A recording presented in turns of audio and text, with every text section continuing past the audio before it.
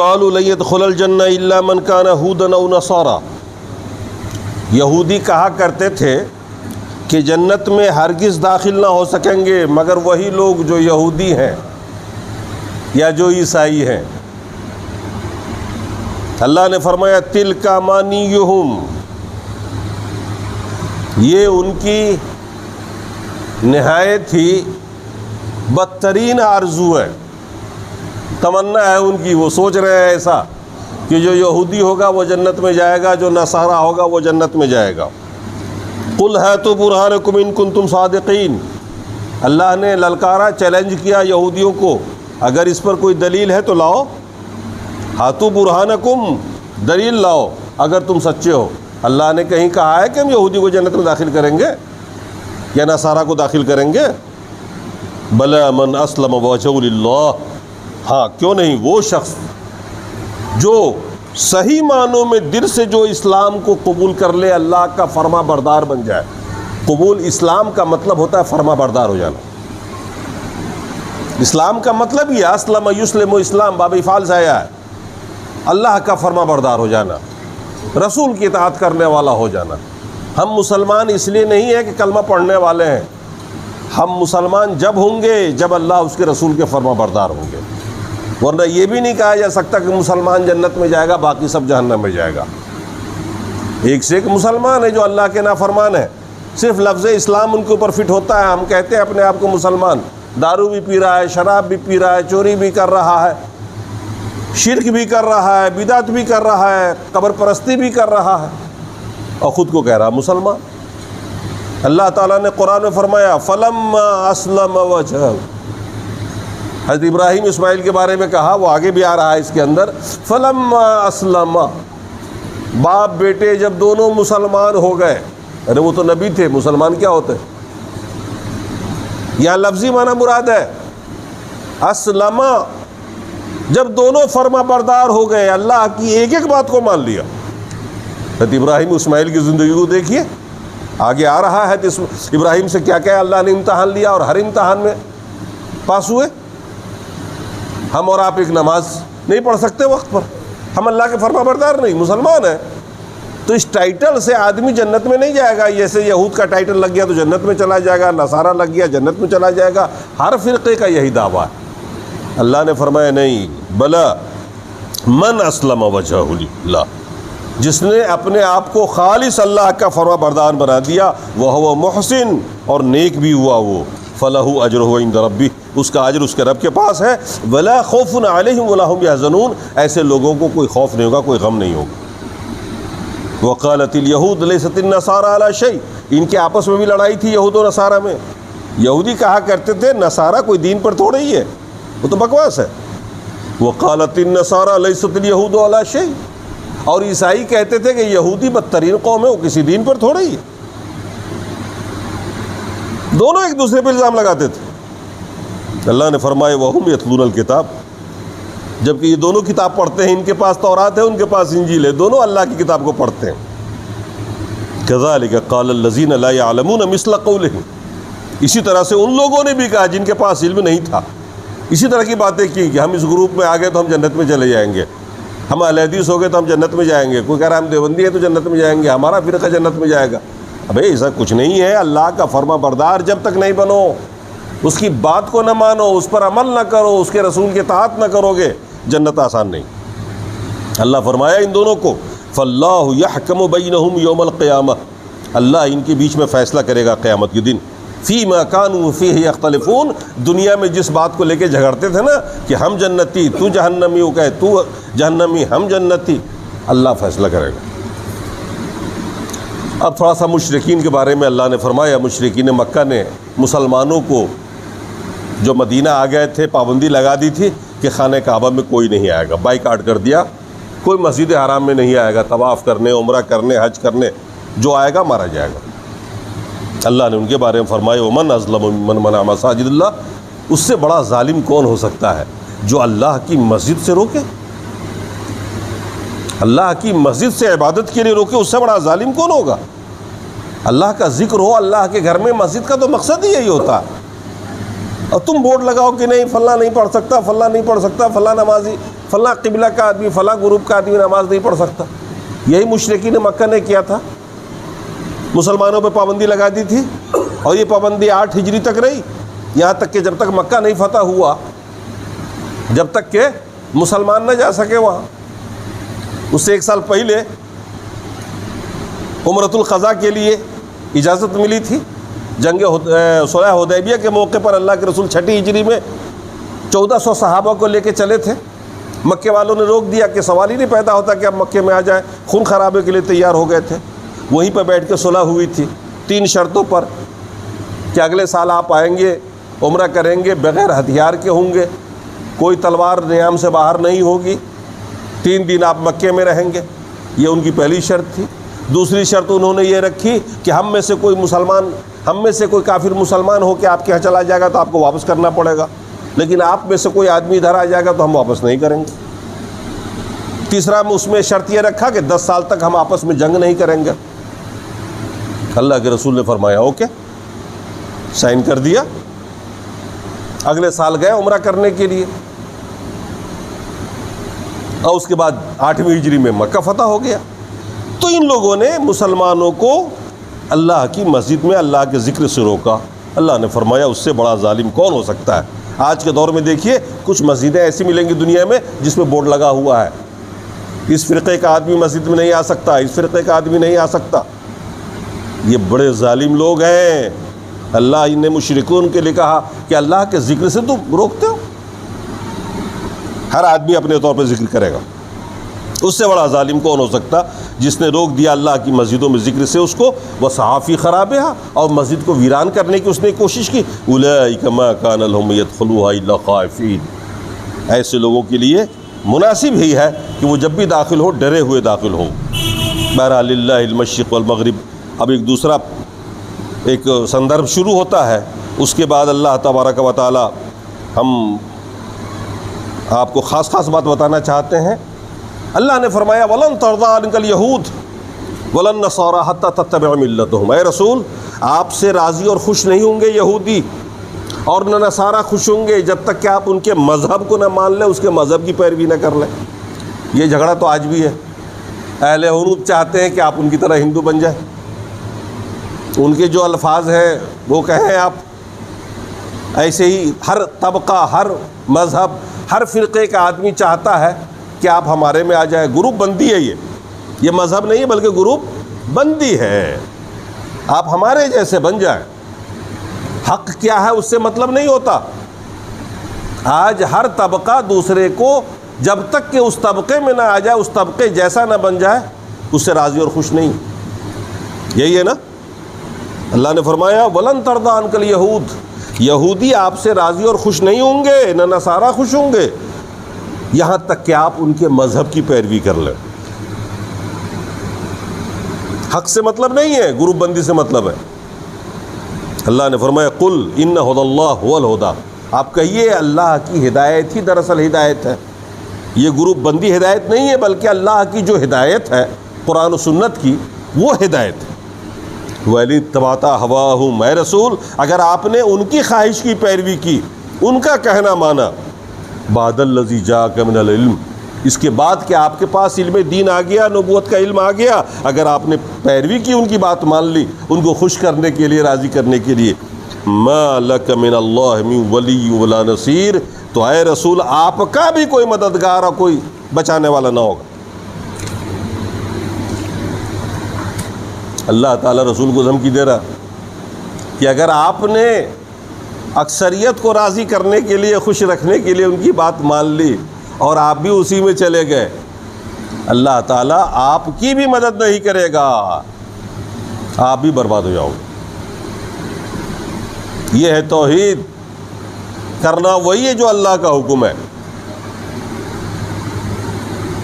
کسی کو خوش کرنے کے لیے حق کو دبا دینا، حق کو چھوڑ دینا، یا ان کی ناحق بات پہ عمل کر لینا کہ یہ خوش ہو جائیں گے، یہ طبقہ خوش ہو جائے گا. آج کے لیے بہت چل رہا ہے، آج کے لیے بہت چل رہا ہے. اس زمانے بھی چلا تھا. اللہ نے فرمایا ما لک من ولی، ما لک من اللہ من ولی و ناصر. اللہ تعالیٰ آپ کی کوئی مدد نہیں کرے گا.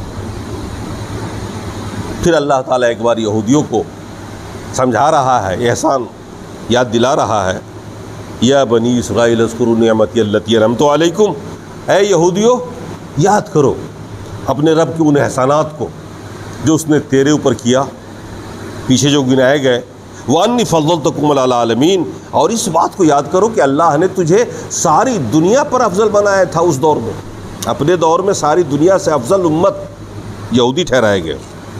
وَاتَّقُوا يَوْمًا لَا تَجْزِي نَفْسٌ عَن نَفْسٍ شَيْئًا، یہودیوں اس دن سے ڈرو جس دن کوئی کسی کے کام نہیں آئے گا۔ یہ ہمارے اور آپ کے لیے بھی نصیحت، ہم کو اس دن سے ڈرنا چاہیے، اس میدان محشر سے جس دن کوئی کسی کے کام نہیں آئے گا۔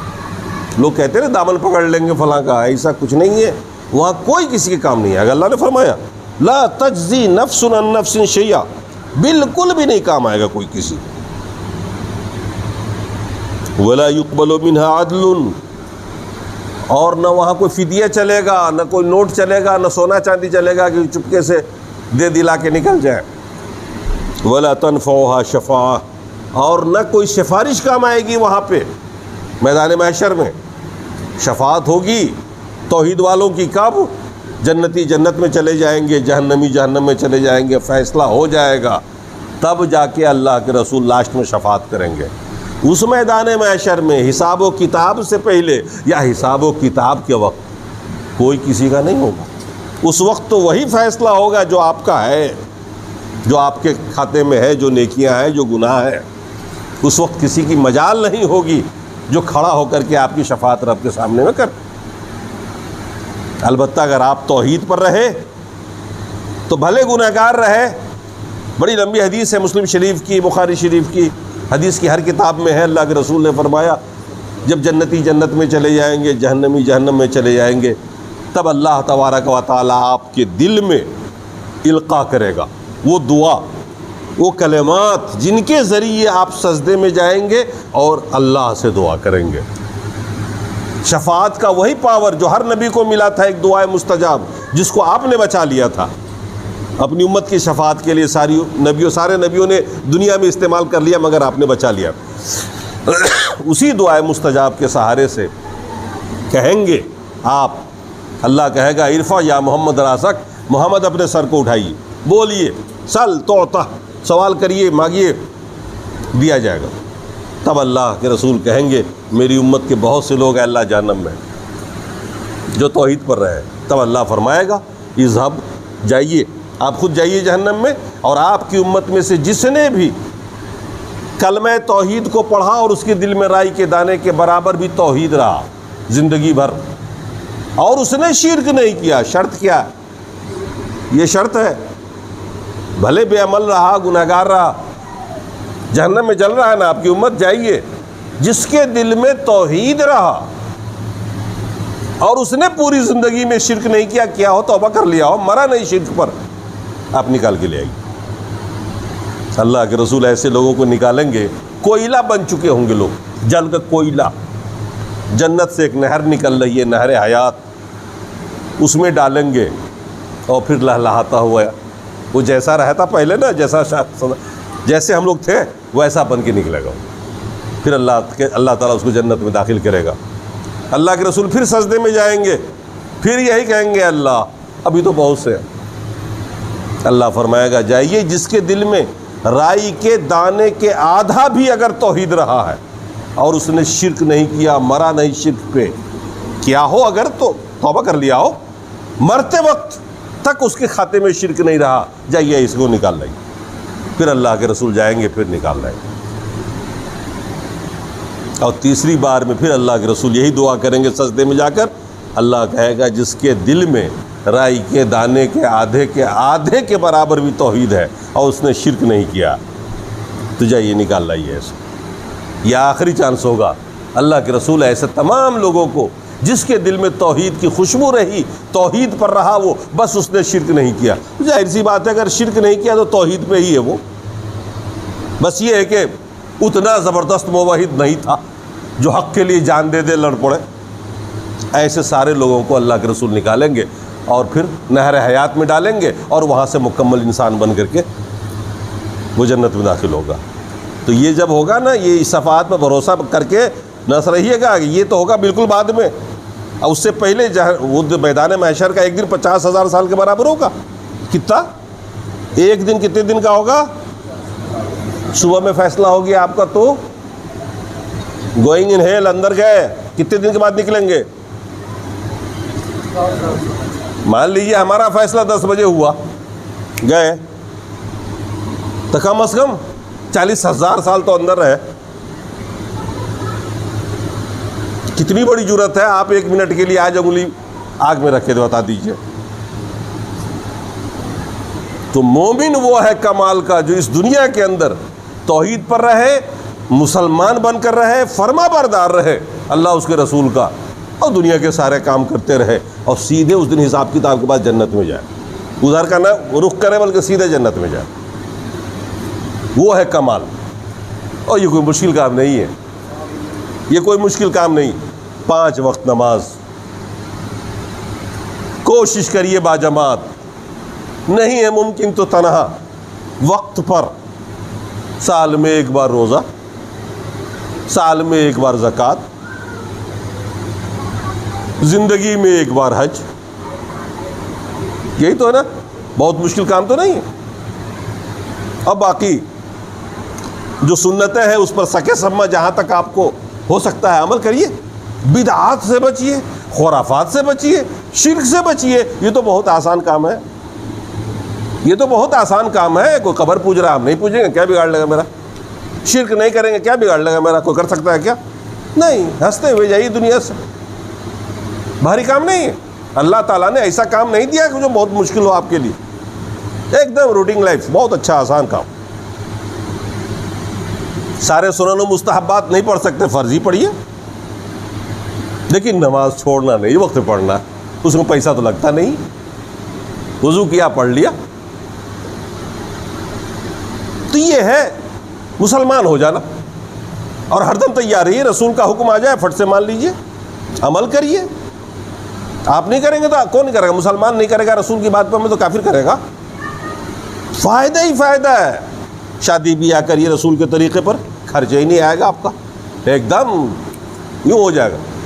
طے تو کر لیجئے، نہ دیں گے نہ لیں گے. بیٹی کی شادی کر رہے ہیں، کوئی بوجھ بات نہیں ہوگا. 5 لوگ آئیں گے، نکاح پڑھا کے لے کے جائیں گے. آپ کیا کھلائیں گے؟ کچھ نہیں. بیٹا والا ولیمہ کرے گا اپنے گھر پہ، کتنے کو کھلانا ہے. بیٹے کی شادی کریے، ولیمہ کریے، کھلائیے لوگوں کو جتنے کو کھلا سکتے ہیں. خود شہر بھر گھوم کے کھائیے گا تو نہ کھلائیے گا، یہ تو پیسہ پالٹ ہے.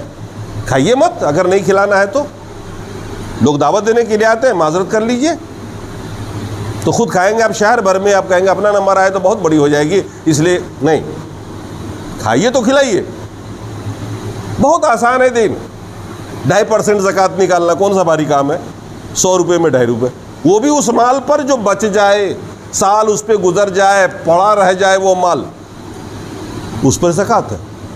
زکوٰۃ آپ کے ہر آمد پر نہیں ہے. حکومت ٹیکس لگاتی ہے، آپ کو اتنا دینا ہی پڑے گا چاہے آپ غریب ہو جائے، زمین بیچ کے دیجئے. اسلام یہ نہیں کہتا. جو مال بچ گیا، خرچہ نہیں ہو سکا، پڑا رہ گیا سال بھر، اس کا بھی ایک نصاب ہے. اس سے زیادہ ہے تو آپ کو دینا، اس سے کم ہے تو دینا ہی نہیں. وہ بھی بہت تھوڑا سا. 26% آپ دے رہے ہیں، 13% آپ GST چکا رہے ہیں، وہ تو 2.5% ہے. وہ بھی سال میں 1 بار. اور وہ بھی اللہ کہتا ہے اپنے رشتہ داروں کو پہلے دو، غریبوں کو پہلے دو، جو تمہارے آس پاس میں پڑوسی ہیں ان پہ خرچ کرو، وغیرہ وغیرہ. بہرحال اب بہت آسان ہے اسلام. اب ایک عجیب سندرب آ رہا ہے. دوسرا ایک ہے حضرت ابراہیم علیہ السلام کا واقعہ. اللہ فرماتا ہے وَإِذِ ابْتَلَىٰ إِبْرَاهِيمَ رَبُّهُ بِكَلِمَاتٍ.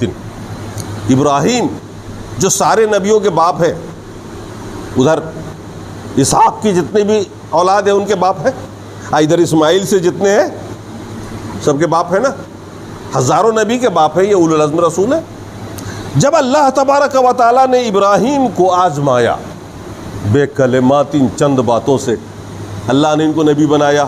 اس خاندان میں جس خاندان کا پیشہ ہی تھا بت بیچنا بنا بنا کے، اس گھر سے ہی انہوں نے توحید کو بلند کیا. باپ دشمن، بھائی دشمن، خاندان کے خاندان دشمن. نمرود کے دربار میں لے جایا گیا، وہاں آگ میں ڈالے گئے، وہ بھی پار ہو گئے. نکالے گئے اس کے بعد اپنے شہر سے اسی توحید کے پرچار کی بدولت. یہی باب الکوفہ میں، آج جو کوفہ ہے نا وہیں پر بابل تھا، وہیں کے رہنے والے تھے. نکالے گئے، بیوی کے ساتھ نکل پڑے، پیدل پیدل چلتے ہوئے کئی مہینے میں مصر پہنچے، اور پھر خانہ کعبہ کو بنایا باپ بیٹے نے. جب اولاد ہوئی تو، اور اس کے بعد لاسٹ ایگزام تھا اپنے بیٹے کو قربان کرو، ذبح کرو اللہ کی راہ میں. سب سے لاسٹ امتحان تھا، اور سارے امتحانات میں پاس ہوئے. کچھ بھی نہیں سوچا، کوئی تردد نہیں آیا.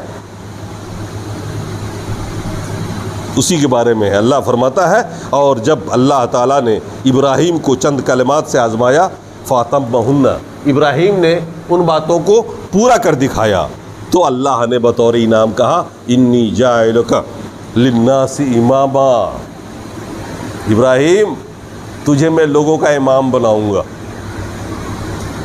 امام بہت بڑا پد ہوتا ہے، یہ 5 وقت کا امام نہیں، ہم لوگ تو 5 وقت والے ہیں. امام، پیشوا، راجہ، مہاراجہ، سب سے اونچا، سب پہ حکومت کرنے والا، سب سے نرالا. ان تمام امتحانات میں پاس ہونے کے بعد اللہ نے فرمایا انی جاعلک للناس اماما قال ومن ذریتی. دیکھیے حضرت ابراہیم علیہ السلام کی محبت کہ اللہ میری اولاد کو ہی بنا دے، میرے بعد میری اولاد کو ہی بنا دے. محبت. قال لا ینال عہد الظالمین. اللہ نے کہا کہ یہ میرا جو دیا ہوا عہدہ ہے نا، یہ ظالمین نہیں پا سکیں گے. جو تمہارے خاندان میں بھی ظلم کرے گا، مطلب نافرمان ہوگا، اللہ کی اطاعت نہیں کرے گا، رسول کی نہیں کرے گا، اس کو نہیں دیں گے ہم. پھر اللہ تعالیٰ اس واقعے کو آگے سے بیان کر رہا ہے. جب اسماعیل علیہ السلام پیدا ہوئے، ماں بیٹے کو لاگے خانہ کعبہ میں بسایا. خانہ کعبہ اس جگہ مکے میں جو ویران جگہ تھی، جہاں بیت اللہ کی تعمیر بہت پہلے ہو چکی تھی. زمین کے آباد ہونے سے اور زمین بننے سے 40 سال پہلے جبرائیل نے اللہ کے حکم سے بیچوں بیچ سرزمین پر خانہ کعبہ کو بنایا تھا. وہ مسمار ہو گئی تھی، نام و شان مٹ گیا تھا. اسی جگہ پر اللہ کے حکم سے حضرت ابراہیم نے اپنے بیٹے اسماعیل اور ان کی ماں ہاجرہ کو لا کے رکھا. اور جب یہی بیٹا بڑا ہوا، اسماعیل بڑے ہوئے، 12-14 سال کے ہوئے، تو قربانی والا واقعہ پیش آیا وہیں پہ مینا کے اندر. اور یہی دونوں باپ بیٹے نے خانہ کعبہ کی تعمیر کی اللہ کے حکم سے، اسی نیو پر، اسی بنیاد پر جس بنیاد پر جبرائیل علیہ السلام نے اللہ کے حکم سے پہلے بنایا تھا.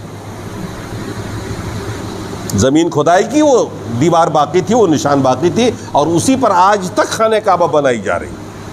خانہ کعبہ اب تک 50 بار ٹوٹ کے بنا ہے، وہ ایک بار نہیں ٹوٹا ہے، بنتا ہی رہتا ہے ٹوٹ ٹوٹ کر کے نئے سرے سے، لیکن بنیاد وہی رہتی ہے. کون؟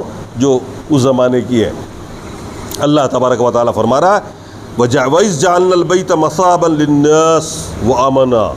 اور جب ہم نے اس خانہ کعبہ کو ثواب کی جگہ بنا دیا لوگوں کے لیے، اور امن کی جگہ بنایا، اور حکم دیا وَاتَّخِذُوا مِن مَقَامِ إِبْرَاهِيمَ مُصَلًّى، مقام ابراہیم کو نماز پڑھنے کی جگہ بنا لو. یہ مقام ابراہیم کیا ہے؟ وہ پتھر جس پتھر پر کھڑے ہو کر کے حضرت ابراہیم علیہ السلام دیوار کی چنائی کر رہے تھے، اور ان کے بیٹے اسماعیل پتھر اٹھا اٹھا کے دیتے تھے، اور وہ اس پہ کھڑے ہو کر کے دیوار پہ چن رہے تھے. آپ کے پیروں کا نشان اس پتھر میں دھس گیا. معجزہ ہے نا یہ؟ پتھر پہ دھستا ہے کیا؟ آپ کے دونوں پیروں کے چھاپ گہرے اس پتھر پہ آج بھی ہے. وہ پتھر اٹھا کر کے خانہ کعبہ سے الگ ایک سمت میں رکھ دیا گیا ہے، اور اس کے اوپر شیشے کا اور سونے کا مرتبان لگایا گیا ہے. آپ گئے ہوں گے عمرہ کرنے جو لوگ، انہوں نے دیکھا ہوگا طواف کرنے کے بعد 2 رکعت نفل وہیں پڑھی جاتی ہے، وہ مقام ابراہیم. اللہ نے حکم دیا وَاتَّخَذُوا مِن مَقَامِ إِبْرَاهِيمَ مُصَلًّى وَعِدْنَا إِلَىٰ إِبْرَاهِيمَ وَإِسْمَاعِيلَ. اللہ فرما رہا ہے اور ہم نے وعدہ لیا ابراہیم سے بھی اور اسماعیل باپ بیٹے دونوں سے، أَن طَهِّرَ بَيْتِي، کہ میرے اس گھر کو یعنی خانہ کعبہ کو پاک و صاف رکھنا، للطائفین، طواف کرنے والوں کے لیے، والعاکفین، اعتکاف کرنے والوں کے لیے، والرکع السجود، اور رکوع اور سجدہ کرنے والوں کے لیے. معلوم ہوا کہ وہ مسجد جہاں پہ ہم لوگ نماز پڑھ رہے ہوں، جس جگہ پہ ہم لوگ نماز پڑھتے ہیں اس کو پاک صاف رکھنا یہ ہمارے اور آپ کے اوپر ضروری ہے۔ باپ بیٹے کو اللہ نے حکم دیا کہ آپ اس خانہ کعبہ کو دونوں باپ بیٹے مل کے بناؤ گے اور اس کو صاف ستھرا رکھو گے، پاک رکھو گے تاکہ لوگ آئیں۔ وَإِذْ قَالَ إِبْرَاهِيمُ رَبِّ اجْعَلْ هَٰذَا بَلَدًا آمِنًا، اور یاد کرو اس گھڑی کو جب ابراہیم علیہ السلام اپنی بیوی اور اپنے چھوٹے سے اس بیٹے کو چھوڑ کے جا رہے تھے۔ کیا بیتا ہوگا؟ پہلی اولاد 80 سال کی عمر میں بڑی دعاؤں کے بعد اللہ نے دیا تھا۔ پھر اللہ کا حکم ہوا ان دونوں کو جدا کر لو اپنے آپ سے۔ آپ جدا کر سکتے ہو اپنے بیٹے کو جو اتنے پیار سے ملا ہو؟ یہ ایک امتحان تھا اور آپ نے لا کے رکھا۔ جب آپ چلنے لگے وہاں سے تو بیوی جو وہ ہاجرہ تھیں انہوں نے روک روک کے بار بار پوچھا کس کے سہارے چھوڑ کے جا رہے ہیں؟ کیوں چھوڑ کے جا رہے ہیں ہم کو؟ یہ چھوٹا سا بچہ، دودھ پیتا ہوا بچہ، ہم کو کس کے سہارے چھوڑ کے جا رہے ہیں؟ کیوں چھوڑ کے جا رہے ہیں؟ اور وہ بول نہیں پا رہے تھے، جواب نہیں دے پا رہے تھے، دل پگھل گیا۔ اور آخر کار خود انہوں نے پوچھا، بیوی نے پوچھا کیا آپ کے رب نے حکم دیا ہے اس کا؟ کیا اللہ نے اس کا حکم دیا ہے؟ اتنا ہی کہا کہ ہاں رب نے دیا ہے۔ کہا تو پھر آپ جائیے، اللہ ہمیں ضائع نہیں کرے گا۔ کیا بھروسہ، کیا اعتماد تھا، کیا بھروسہ تھا، دیکھیے۔ کہا پھر آپ جائیے، اللہ ہم کو ضائع نہیں کرے گا، کرے گا وہ انتظام، ہم بسر کر لیں گے دونوں ماں بیٹے یہاں پہ۔ ایک چڑیا بھی نہیں تھی اس وقت وہاں پہ۔ لیکن جب پہاڑ کے اس پار گئے نا چھوڑ کے، وہیں سے دعا کی حضرت ابراہیم نے۔ وہ دعا کیا دعا ہے؟ کیا دعا کی؟ رب اجعل ھذا بلدا آمنا، اے اللہ اس شہر کو تو امن والا شہر بنا دے، یہاں شہر بسا اور امن والا بنا دے۔ وارزق اہلہ من الثمرات، اور یہاں رہنے والوں کو پھلوں سے تو روزی دے، پھلوں سے روزی۔ کتنی بڑی دعا تھی، توقع کی جا سکتی تھی اس وقت۔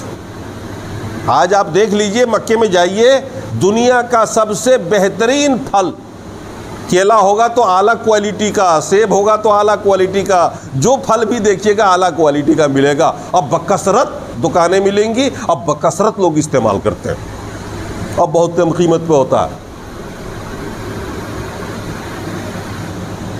1 ریال 2 ریال کا کلو، آپ کے یہاں نہیں ملے گا 2 ریال کا کلو سیب، اعلیٰ قسم کا سیب 2 ریال۔ کتنا ہوا 2 ریال کا؟ 20 دونا 40 روپے۔ تمام دیشوں کا فروٹ مارکیٹ آ گیا وہاں پہ۔ اللہ کے اس نیک پیغمبر نے دعا کی تھی اس وقت، اس شہر کو امن والا شہر بنا دے۔ آج تک وہ امن والا شہر ہے۔ ایک بار ابرہہ نے حملہ کیا، اب پورے کے پورے مارے گئے، اس کے بعد سے آج تک کسی کی جرأت نہیں ہوئی اس خانہ کعبہ پر حملے کرنے کی۔ اور اس کے بعد دعا کی کہ اس کے بسنے والوں کو، یہاں رہنے والوں کو، اے اللہ تو پھلوں کی روزی دے۔ اللہ نے وہ دعا پوری کی، قبول کر لیا۔ مکہ بھی بسا اس کے بعد ہی کچھ دنوں کے بعد، اور پھر پھلوں سے روزی ملی وہاں پہ، اور امن والا شہر تو آج بھی ہے۔ اللہ تبارک و تعالیٰ نے فرمایا وَمَنْ كَفَرَ فَمَمَتِّعُهُ قَلِيلًا، یہاں جو لوگ کفر کریں گے، یہاں کے بسنے والے، وہ بھی تھوڑا سا نفع تو اٹھا ہی لیں گے، لیکن پھر ہم ان کو مجبور کریں گے جہنم کی طرف، اور وہ سب جہنم میں چلے جائیں گے۔ البتہ جو مومن ہوگا وہ اسے فائدہ اٹھاتا رہے گا۔ اور پھر اس کے بعد ابھی پورا واقعہ ہے، ٹائم زیادہ ہو گیا آپ کا، نہیں تو میں اس کو ختم ہی کر دیتا آج۔